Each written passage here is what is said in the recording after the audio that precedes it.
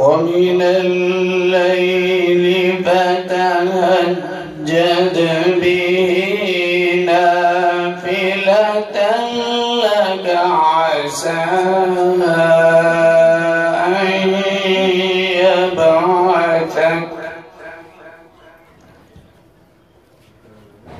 عسى أن يبعثك ربك مقاما محمودا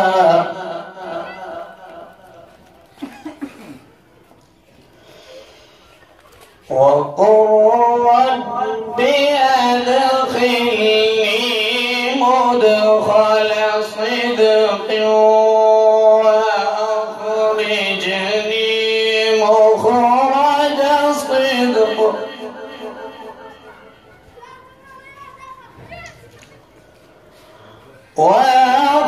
وأخرجني مخرج صدق واجعل لي من لدنك سلطانا نصيرا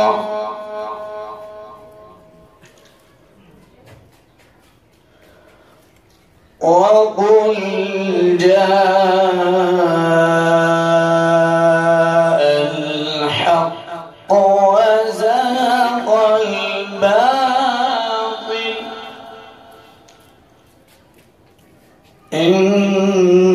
إن الباطل كان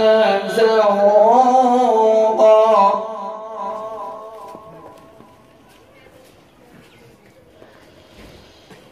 وقل جاء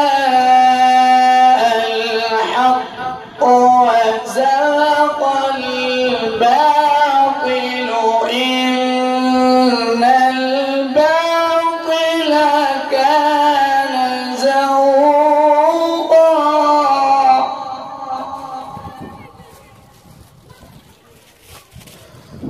وننزل من القرآن ما هو شفاء ورحمة للمؤمنين ولا يزيد الظالمين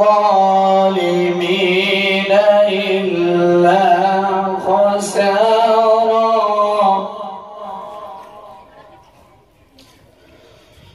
وإذا أنعمنا على الإنسان أعرض ونأى بجانبه وإذا مسه الشر كان يئوسا